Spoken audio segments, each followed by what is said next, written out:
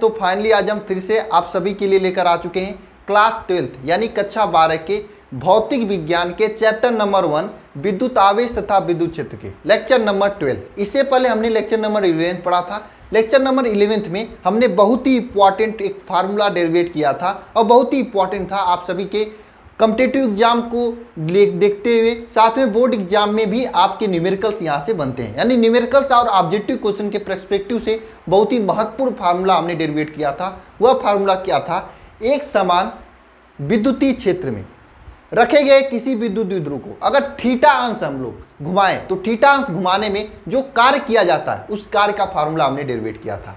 जरा बताइएगा सभी लोग कमेंट बॉक्स में कमेंट करके फार्मूला को W इज इक्वल टू क्या होता है। सभी लोग कमेंट कीजिएगा W इज इक्वल टू क्या होता है। यह फार्मूला बहुत ही महत्वपूर्ण फार्मूला है आप सभी के एग्जाम्स को लेकर। तो सभी को सीट वगैरह मिल गया होगा। लेक्चर नंबर 11 का सीट वगैरह मिल गया होगा। सीट में मैं बहुत ही अच्छे से समझाया था, जो भी इसकी कंडीशन स्थिति बनती है उसको भी मैंने बताया था। बाकी जो नए स्टूडेंट हैं मैं सभी लोगों को बता दूं, देखिए आपको अगर सीट लेना है मतलब पीडीएफ लेना है, यहाँ पे मैं पीडीएफ के साथ में यह कुलाम बैच चल रहा है। कुलाम बैच ये फिजिक्स का जो बैच है जिसमें मैं पूरा सिलेबस आपका कराने वाला हूँ, इसका नाम है कुलाम बैच। गाइस इस बैच में आपको पीडीएफ के साथ में डेली क्लासेस सोमवार से शुक्रवार के बीच में, और चैप्टर जैसे ही कंप्लीट होता है, चैप्टर के कंप्लीट होने के बाद असाइनमेंट टेस्ट वगैरह की पूरी आपकी प्लानिंग वगैरह है, सभी चीज़ें आपको कराई जाएंगी। और ये सभी चीज़ें आप सभी के लिए एकदम फ्री में है। इसके लिए आपको करना क्या है, ये क्लासेस तो यूट्यूब पे चल रही हैं, अगर आपको पीडीएफ प्राप्त करना है तो आपको एप्लीकेशन डाउनलोड करना पड़ेगा। अल्फा इंस्टीट्यूट का एप्लीकेशन प्ले स्टोर पे मिल जाएगा इजीली, आप लोग डाउनलोड कर लीजिएगा। डाउनलोड करने के बाद आपको अपना नंबर पूछेगा, नंबर डाल के वहाँ पे रजिस्टर्ड कर लीजिएगा। रजिस्टर्ड करने के बाद ओटीपी आएगा आपके नंबर पर, डालकर ओटीपी अपना नाम हम डाल के रजिस्टर्ड करेंगे। नीचे बैचेज लिखा होगा, बैचेज में जाइएगा, वहां पर आपको प्लस का आइकन दिखाई देगा। प्लस का आइकन क्लिक करके बैच कोड आप डालिएगा। कुलाम बैच का बैच कोड है स्मॉल ALPHA अल्फा 22PHY। यह आपका कुलाम बैच का बैच कोड है। इसमें आपको पूरी साल पूरा फिजिक्स पूरी सिलेबस कंप्लीट कराया जाएगा विद टेस्ट और असाइनमेंट। क्लासेस तो आपको यूट्यूब पर मिलेंगी, साथ में अगर आप लोग पीडीएफ वगैरह बस केवल पीडीएफ चाहते हैं तो आप फ्री हैं। आप सभी लोग मेरे टेलीग्राम ग्रुप से जुड़ जाइएगा या टेलीग्राम चैनल से जुड़ जाइएगा या नीचे दिए गए व्हाट्सएप ग्रुप में जुड़ जाइएगा, वहाँ पर भी मैं पीडीएफ डाल देता हूँ। लेकिन इस बैच में इस ऐप पर आपका डेली अटेंडेंस लगता है। अटेंडेंस के साथ में आप सभी की जो चैप्टर लास्ट होने के बाद असाइनमेंट टेस्ट वगैरह है वहाँ पर ही मैं लेता हूँ। इसमें आपको पूरी क्लासरूम का एक फील देने की कोशिश कर रहा हूँ, वो भी फ्री में। आप सभी लोग जुड़कर अच्छा से तैयारी कर सकते हैं अगर आप लोग कुछ करना चाहते हैं तब। गाइस चलिए आज का ये लेक्चर स्टार्ट करते हैं। बाकी जो पुराने स्टूडेंट हैं आप लोग भाई इरिटेट मत हुआ करो, मुझे कहना पड़ता है, अगर नहीं कहूँगा ना तो 150 कॉल एक्स्ट्रा आ जाएंगी आपको वहाँ पे व्हाट्सएप पर, ठीक है। हाँ कॉल की बात करते हैं तो अगर आपको ज्वाइन होने में कोई दिक्कत आ रही है तो आप मुझे व्हाट्सएप कॉल नंबर है आपका 930 577 1375, यह व्हाट्सएप नंबर है। इस व्हाट्सएप नंबर पर आप लोग मैसेज कर देना, सर मैं कुलाम बैच में ज्वाइन होना चाहते हैं, तो वहाँ पर जो भी होंगे वो आपको बताएंगे कैसे ज्वाइन होना है। कोई प्रॉब्लम आएगी तो आपको कॉल करके भी बता दिया जाएगा। अगर आपको कोई क्वेश्चन वगैरह पूछना है मुझसे तो आप मेरे ये टेलीग्राम भी नंबर है यही, तो इस नंबर पर टेलीग्राम करेंगे तो मैं आपको मिलूंगा, वहाँ पे क्वेश्चन वगैरह मैं आपको डिस्कस कर दूंगा, ठीक है। तो गाइस चलिए क्लास को स्टार्ट करते हैं आज के, ठीक है। 1-2 मिनट थोड़ा दे दिया कीजिएगा क्योंकि नए स्टूडेंट हैं। अब बाजार में देखोगे तो हर जगह बस वही कोर्स चल रहा है, और मैं बैच बनाकर वो भी एप्लीकेशन पर फ्री में क्लासेस देने का मतलब थोड़ी प्रॉब्लम होती है। तो इसके लिए क्या होता है कि जो नए स्टूडेंट हैं उन्हें बताना जरूरी होता है ना, रोज नए स्टूडेंट जुड़ते हैं, ठीक है। तो गाइस देखिए ये जो आपका फर्स्ट चैप्टर था इसका 2 पार्ट है। जो फर्स्ट पार्ट है आपका वह है आपका वैद्युत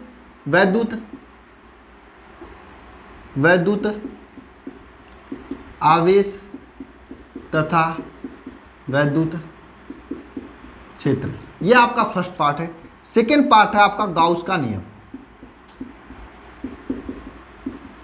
देखिए अगर एनसीईआरटी की बात करते हैं, एनसीईआरटी की बात करते हैं, एनसीईआरटी में ये दोनों चैप्टर आपका एक ही बुक में दिया हुआ है, एक ही चैप्टर में दिया गया है, फर्स्ट चैप्टर में। अगर बात करें प्राइवेट पब्लिकेशंस के, जैसे आपका यूपी वगैरह में कुमार मित्तल चलता है, इसी तरह काफ़ी प्राइवेट पब्लिकेशन है जो कि बिहार, MP, राजस्थान में चलते हैं। CB मतलब छत्तीसगढ़ में चलते हैं, अलग अलग बोर्ड में अलग अलग आपका चलता है। तो वहाँ पर प्राइवेट पब्लिकेशन में इसे सेकेंड चैप्टर में दिया गया है। तो परेशान होने की जरूरत नहीं, आपको मैटर पढ़ने की जरूरत है, चाहे फर्स्ट चैप्टर में पढ़ें चाहे फिर आप सेकेंड चैप्टर में पढ़ें, ठीक है। बहुत ही इंपॉर्टेंट मैटर है और ये गाउस का नियम आपको बहुत ही हेल्प करेगा एग्जाम में भी और बहुत सारे न्यूमेरिकल्स में। सभी लोग ध्यानपूर्वक समझना। वैसे तो आज गाउस का नियम मैं नहीं बताने वाला हूँ। गाउस के नियम से पहले कुछ एक बेसिक चीज़ें होती हैं, जैसे आपका क्षेत्रफल सदिश और घन कोण, समतल कोण, इन सभी चीज़ों के बारे में बताऊंगा, मात्रक बताऊंगा और उसका कुछ एक अवकलन रूप होता है, उस अवकलन रूप के बारे में बताऊंगा। इंपॉर्टेंट है आप सभी के एग्जाम को लेकर। यहाँ के जो मात्रक होते हैं, ये मात्रक आपके नेवी एनडीए के एग्जाम में पूछ लिए जाते हैं। मैंने आपको बताया था ना, देखिए मैं चीज़ें आपको बताता चलूंगा, कौन आपके बोर्ड एग्जाम के लिए इंपॉर्टेंट है, कौन कॉम्पिटिटिव एग्जाम के लिए इंपॉर्टेंट है। देखिए ये जो आपका आज हम टॉपिक पढ़ाने वाले हैं, ये तो बोर्ड एग्जाम में डायरेक्टली नहीं पूछा जाता, लेकिन इस पर आधारित अगर ये पढ़ेंगे तभी आपको गाउस का नियम अच्छे से समझ में आएगा। इसलिए आपको इन सभी चीज़ों को ध्यानपूर्वक पढ़ना चाहिए। पढ़ने के साथ साथ में आपको समझना भी चाहिए। उसके बाद में यहाँ से जो मात्रक हो रहा है, ये आपके जो एनडीए, नेवी, एयरफोर्स के एग्जाम होते हैं वहाँ पे पूछ लिया जाता है, ठीक है। देखिए मेरा उद्देश्य होता है पहले आपको ये जानना चाहिए क्या पढ़ना है और क्यों पढ़ना है, ये भी जानना आवश्यक है। इसलिए मैं ये सभी चीज़ों को मेंटेन करके चल रहा हूँ। बाकी अन्य टीचर की तरह नहीं आया, पढ़ा के चला गया, स्टूडेंट को पता ही नहीं कि कहाँ पे पूछा जाएगा, क्यों पूछा जाएगा, कैसे पूछा जाएगा। ये सभी चीज़ें जानना जरूरी है, ठीक है। तो चलिए शुरू करते हैं। तो आज हम लोग गाउस का नियम नहीं पढ़ेंगे। गाउस के नियम से पहले कुछ एक इंपॉर्टेंट चीज़ें हैं जो कि आपको मैं बताऊंगा। जैसे सबसे पहले आप लोग हेडिंग डाल लीजिएगा, क्षेत्रफल सदिश। क्षेत्रफल सदिश, क्षेत्रफल सदिश क्या होता है? क्षेत्रफल सदिश देखिए, अगर मैं कोई पृष्ठ ले लिया, सबसे पहली बात जो क्षेत्रफल होता है एक सदिश राशि होता है और जो इसकी दिशा होती है हमेशा पृष्ठ के लंबवत होती है। जैसे ये मेरा मोबाइल है, अगर इसकी क्षेत्रफल सदिश आपसे पूछा जाएगा तो जस्ट इसके लंबवत ये हो जाएगा। ध्यान दीजिएगा, ये मोबाइल का सीधे लंबवत ये क्षेत्रफल सदिश है। ये मोबाइल है, इसके नीचे वाले का अगर पृष्ठ का क्षेत्रफल सदिश पूछा जाएगा तो सीधे लंबवत होती है। बात समझिएगा, किसी भी पृष्ठ का जो क्षेत्रफल सदिश होता है एक सदिश राशि होती है और क्षेत्रफल सदिश जो होता है वह पृष्ठ के सीधे लंबवत ऊपर की ओर होता है। बात समझ में आ रही है आप लोगों को? ये देखिए, ये मोबाइल है, इसका क्षेत्रफल सदिश ये हो गया, जस्ट इसके लंबवत ऊपर की ओर। ये मोबाइल है, इसका क्षेत्रफल सदिश ऐसे हो गया, आपकी साइड है तो इसका क्षेत्रफल सदिश ऐसे है। तो बात को समझना सभी लोग, किसी भी पृष्ठ का जो क्षेत्रफल सदिश होता है जो है वह एक सदिश राशि होती है जिसकी दिशा हमेशा पृष्ठ के लंबवत ऊपर की ओर होती है। तो आप लिख सकते हैं किसी भी पृष्ठ का क्षेत्रफल सदिश क्षेत्रफल सदिश राशि होती है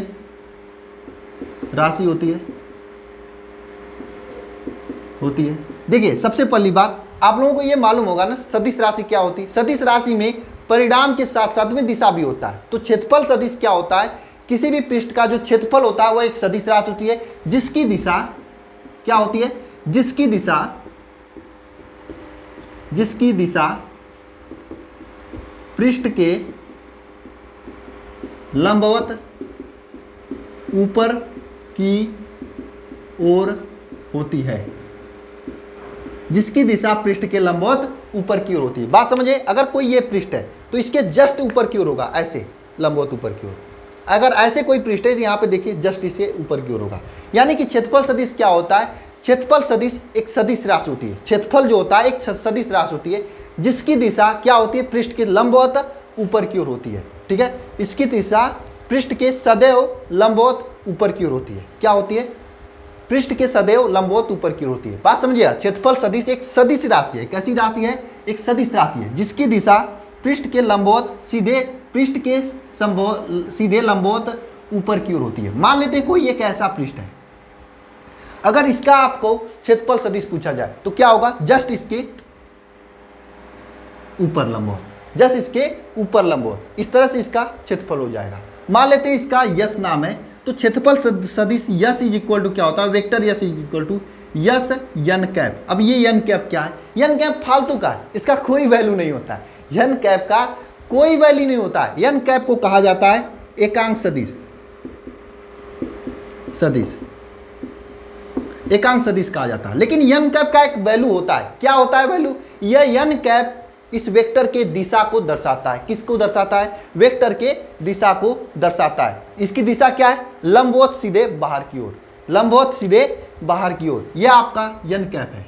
तो यहाँ पे vector S is equal to क्या हो जाएगा, n कैप यस, ये आपका हो जाएगा क्षेत्रफल सदिश की बात करें तो। फिर से समझिएगा क्षेत्रफल सदिश क्या होता है, नई चीज़ है, समझने में कुछ प्रॉब्लम हो सकती है, परेशान मत होना, आगे समझ में आ जाएगा, ठीक है। लेकिन हाँ, चीज़ें ये भी समझ लेना, समझने की कोशिश करना।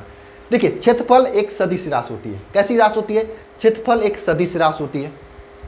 भाई सदिश का मतलब, जैसे देखिए कोई भी होता है, किसी का नाम के साथ में दिशा होता है, नाम के साथ में उसका कास्ट का नाम लगा होता है। जैसे आपका कोई नाम, मान लीजिए आपका नाम कोई अमित है, तो अमित के लास्ट में अमित सिंह लग सकता है, अमित यादव लिख सकता है। तो हाँ, नाम के साथ दिशा, यहाँ पर वही बात होती है सदिश राशि की। सदिश की राशि में अगर आपका 2 है तो 2 के साथ में ये आपको इसके परिणाम, 2 तो आपका परिणाम हो गया, लेकिन इसके साथ में दिशा भी बताया जाता है। जैसे आपका अमित नाम है तो अमित के आगे सिंह, अमित यादव, ये आपका लग रहा है ना, उसी तरह से यहाँ पर भी परिणाम के साथ में आपको दिशा बताया जाता है, तो ये सदिश राशि कही जाती है। क्षेत्रफल एक कैसी की राशि है, एक सदिश राशि है, और इसकी दिशा जो होती है पृष्ठ के लंबवत ऊपर की ओर होती है। पृष्ठ के लंबवत क्या होती है, ऊपर की ओर होती है। जैसे ये मान लीजिए मेरा मोबाइल है, इस मोबाइल के पृष्ठ के लंबवत सीधे ऊपर की ओर, इस तरह से। आप जैसे भी ले लीजिए कोई भी पृष्ठ, मान लीजिए मेरा हाथ है तो हाथ के सीधे लंबवत ऊपर की ओर। आपका अगर कॉपी पे लिख रहे होंगे तो कॉपी के ऊपर पेन खड़ा कर दीजिएगा। यहाँ पर भी आपको सबसे मैं सीधा ट्रिक बता रहा हूँ, जो कि आगे न्यूमेरिकल्स में आपको हेल्प करेंगी। जहाँ पर भी आपसे क्षेत्रफल सदिश पीछे पूछे तो आपको सीधे क्या करना है, अपना पेन खड़ा कर देना है, खड़ा कर देना है अपना पेन। बात समझ में आई, कुछ और मत खड़ा कर देना, पेन को ही खड़ा कर देना वहाँ पे, तो आपका वह क्षेत्रफल सदिश का दिशा हो जाएगा, सीधे लंबवत ऊपर की ओर, ठीक है। क्षेत्रफल सदिश S इज इक्वल टू होता है यस इंटू n कैप। ये n कैप क्या है, एकांक सदिश है। एकांक सदिश का मतलब इसका कोई मतलब नहीं होता है, मतलब नहीं होता, हाँ यह इसकी दिशा को दर्शाता है केवल। एकांक सदिश का कोई वैल्यू नहीं होता है, इसका वैल्यू 1 होता है, लेकिन इसके दिशा को दर्शाता है। तो ये आपका क्षेत्रफल सदिश का कंसेप्ट हुआ। एक बार सभी लोग इसे नोट करेंगे, सभी लोग एक बार इसे नोट करेंगे, तब हम आपको समतल कोण के बारे में बताएंगे। चलिए, हो गया समतल कोण। अब हैंडिंग कर लीजिए सभी लोग, समतल कोण। आपको समझ में आ रहा है ना? सभी लोग ऐप को डाउनलोड कर लेना, अल्फा इंस्टीट्यूट ऐप को, ठीक है। हेडिंग कर लीजिए समतल कोण।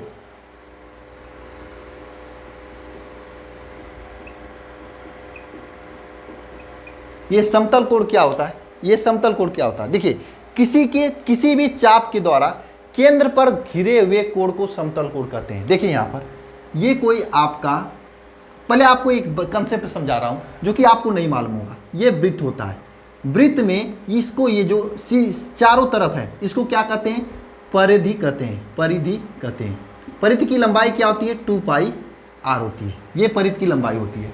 अब इसमें हम एक छोटा सा, ये छोटा सा ले रहे हैं यहाँ से यहाँ तक, बात समझिएगा। हमने क्या किया, इसमें एक छोटा सा भाग लिया यहाँ से यहाँ तक, ठीक है। इस छोटे के भाग के द्वारा ये वृत्त के केंद्र पर एक हमने घिस दिया इस तरह से कोण, ठीक है। अब ये देखिए ये क्या है, ये क्या कहलाएगी, ये क्या कहलाएगा, इसे कहते हैं चाप, इसे क्या कहते हैं, चाप, चाप, इसे क्या कहते हैं, चाप, ठीक है। ये चाप है। तो इस चाप के द्वारा इस केंद्र पर, इस चाप के द्वारा इस केंद्र पर, इस चाप के द्वारा इस केंद्र पर ये जो थीटा कोण बनाया जाता है, इसी कोण को क्या कहते हैं, समतल कोण कहते हैं, समतल कोण कहते हैं। बात समझ में आई? किसी भी चाप के द्वारा केंद्र पर जो कोण बनाया जाता है उस कोण को क्या कहते हैं, समतल कोण कहते हैं। परिभाषा लिखेंगे, किसी भी चाप द्वारा, किसी भी चाप द्वारा केंद्र पर बनाया गया कोण समतल कोण कहलाता है। बात समझ में आया? किसी भी चाप द्वारा केंद्र पर बनाया गया कोण क्या कहलाता है, समतल कोण कहलाता है। अब ये जो समतल कोण होता है, इस समतल कोण को थीटा से प्रदर्शित करते हैं, इसे थीटा से प्रदर्शित करते हैं। इसका भी पीडीएफ आप लोग डाउनलोड कर लीजिएगा, ऐप ही को डाउनलोड कर लीजिए, ऐप पर भी तो अवेलेबल मिल जाएगा। ठीक है, अल्फा इंस्टीट्यूट ऐप को डाउनलोड कर लीजिए, पीडीएफ लेंगे तो वहाँ पर मैं लिखता हूँ, साथ में क्लास में भी नोट्स बनाइएगा, इससे समझ में आता है आपको। देखिए कोण इज इक्वल टू क्या होता है, आप लोग पढ़े होंगे, चाप बटे त्रिज्या। अब देखिए इस कोण को हमने थीटा लिखा, चाप को हमने क्या लिखा, चाप को हमने यस लिखा, यस, और इसे आर लिखा, तो इसे इंग्लिश में इस तरह से लिखा जा सकता है। ये तो हो गया कोण थीटा इज इक्वल टू चाप बटे त्रिज्या, चाप बटे त्रिज्या। ठीक है, अगर हम इसका अवकलन रूप लिखें, अवकलन रूप, बायोलॉजी वाले पूछेंगे क्या सर ये अवकलन रूप पढ़ने की ज़रूरत है, क्योंकि मुझे तो अवकलन समाकलन से डर लगता है। क्यों बायोलॉजी वाले, ऐसी बात है ना आप लोगों को। देखिए डरना नहीं है, मेरे साथ पढ़ना है, मैं धीरे धीरे आपको गणित में भी पारंगत बना दूंगा, डोंट वरी, परेशान नहीं होना है। देखिए अब इसका अगर अवकलन करेंगे, अवकलन रूप, ठीक है, अवकलन रूप इसका क्या होता है। देखिए अवकलन रूप में कुछ नहीं करना होता है, छोटी सी दिमाग है, यहाँ पर भी डी लगा देना है, यहाँ पर भी डी लगा देना है।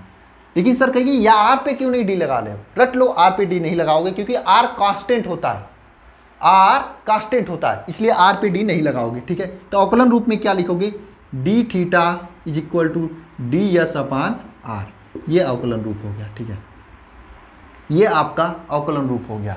अब मैं आपको एक चीज़ बता रहा हूँ, चीज़ें इंपॉर्टेंट है आप सभी के लिए, इसे समझिएगा सभी लोग। ठीक है, देखिए क्या है इसका, टोटल समाकलन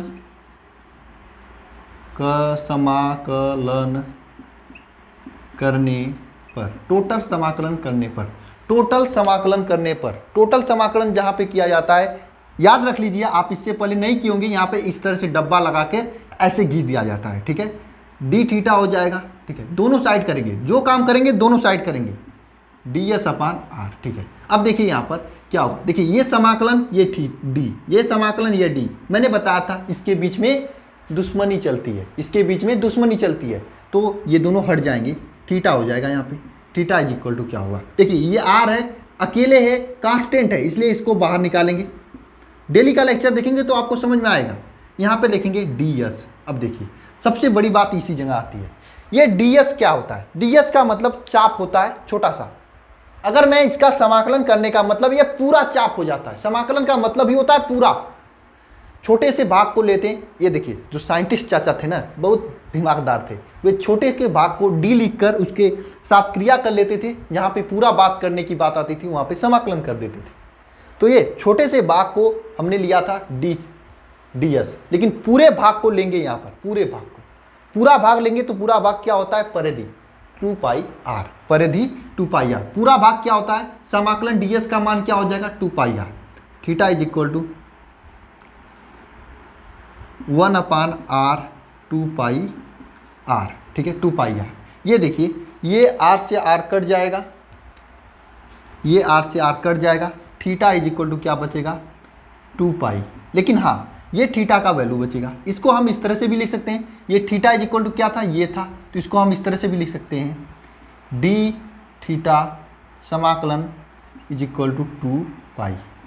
इसको याद रखना भाई साहब, ये पूछता है आपके बोर्ड कॉम्पिटिटिव एग्जाम में। ठीक है, मैं डायरेक्ट बता सकता था कि समाकलन D theta is equal to 2 pi, याद कर लीजिए, लेकिन मैंने डेरिवेशन कराने की कोशिश किया ताकि आपको थोड़ा समझ में आए, थोड़ा सा समझ में आएगा, बाद में कभी और करा दूंगा तो पूरा समझ में आ जाएगा।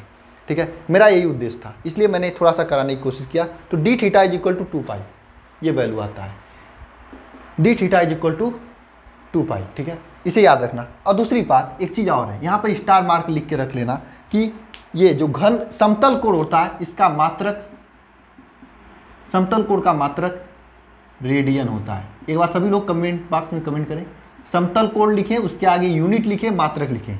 ये समाकलन डी थीटा लिखें, 2 पाई लिखें, समाकलन D theta is equal to 2 pi लिखें। कमेंट करो, एक्टिव रहो ताकि चीज़ें याद रहें आपको। समाकलन D theta is equal to 2 pi, यहाँ पर लिखें समाकलन D theta is equal to 2 pi. तो फिर से देख लेते हैं स्टेरेडियन को, क्या होता है, सॉरी समतल कोण को। समतल कोण क्या होता है, किसी भी चाप के द्वारा केंद्र पर बनाया गया कोण समतल कोण कहा जाता है। समतल कोण को थीटा से प्रदर्शित करते हैं। कोण इज इक्वल टू होता है चाप बटे त्रिज्या, चाप बटे त्रिज्या मतलब यस बटे आर। अवकलन रूप इसका लिखें तो दोनों साइड में डी डी जोड़ेंगे, डी डी जोड़ने पर अवकलन रूप हो जाएगा टोटल समाकलन करने पर, टोटल समाकलन करेंगे तो ये समाकलन देखिए टोटल समाकलन कर दिए गए, ठीक है। टोटल समाकलन जब किया जाता है तो ये डी और ये समाकलन एक दूसरे के विपरीत होता है, कट जाता है, ये थीटा बचेगा, 1/r बाहर निकलेगा। ये देखिए समाकलन ds, ds का मतलब होता है छोटा सा भाग, ये वाला, लेकिन जैसे ही उसका समाकलन करते हैं तो पूरा भाग आ जाता है। इस बात को याद रखना, मैं कहीं बहुत जगह इसका यूज करेंगे। जैसे इसका समाकलन करेंगे पूरा भाग आ जाता है, तो पूरे भाग का समाकलन क्या हो जाएगा 2πr। अब देखिए ये r से r कट जाएगा, theta is equal to 2r, ये आता है। अब थीटा का वैल्यू हमने ये लिखा था, तो इसको समाकलन d theta is equal to 2r लिख सकते हैं। ये आपका समतल कोण के लिए प्रतिबंध है, समतल कोण के लिए प्रतिबंध है, ठीक है। नोट कर लीजिए, समझ में आ रहा है आप लोगों को। मैं रिपीट करके चल रहा हूँ, स्लो पढ़ा रहा हूँ ताकि चीज़ें आपको याद रहें, समझ में आए। मुझे तेज़ी से पढ़ाने की कोई भी आवश्यकता नहीं है। 2 दिन लेट सिलेबस होगा लेकिन समझ में आएगा, साथ में आप लोग रिवीजन करते चलेंगे, ठीक है, टेस्ट लेते चलेंगे। रब करते हैं हम लोग इसको।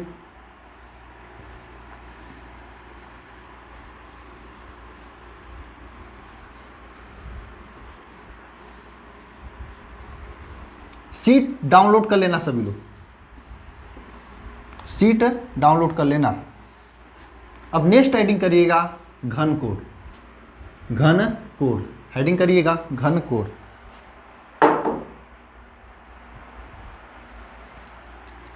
घन कोण, क्या घन कोण, क्या होता है घन कोण भाई साहब, क्या होता है घन कोण? घन कोण क्या होता है? देखिए मैं बात करता हूं एक गोले की, एक गेंद की, एक फुटबॉल की। तो फुटबॉल में अब कैसे यहाँ पे फुटबॉल बना सकता हूँ? फुटबॉल तो बना ही नहीं सकता हूँ आपके सामने, कोशिश कर रहा हूँ। देखिए इस तरह से मान लीजिए ये फुटबॉल है, ठीक है, ये वृत्त नहीं है, फुटबॉल है, फुटबॉल ऐसे है, ठीक है। इस फुटबॉल में क्या हुआ कि इस फुटबॉल में मैंने एक छोटा सा ऐसा पृष्ठ लिया, ऐसा पृष्ठ लिया ऊपर से, और इस पृष्ठ के द्वारा जो केंद्र पर जो कोण बनाया जाता है, इसी कोण को घन कोण कहा जाता है। यानी किसी भी गोले के पृष्ठ के द्वारा केंद्र पर बनाया कोण क्या कहलाता है? घन कोण। बोलो मेरे साथ सभी लोग, तेजी से बोलो। किसी भी पृष्ठ के द्वारा केंद्र पर बनाया गया कोण, किसी भी गोले के पृष्ठ के द्वारा केंद्र पर बनाया गया कोण घन कोण कहा जाता है। एक बार फिर से रिपीट करो मेरे साथ, किसी भी गोले के पृष्ठ के द्वारा केंद्र पर बनाया गया कोण घन कोण कहा जाता है। किसी भी गोले के पृष्ठ के द्वारा केंद्र पर बनाया गया कोण घन कोण कहा जाता है। नोट करते हैं, किसी भी गोले के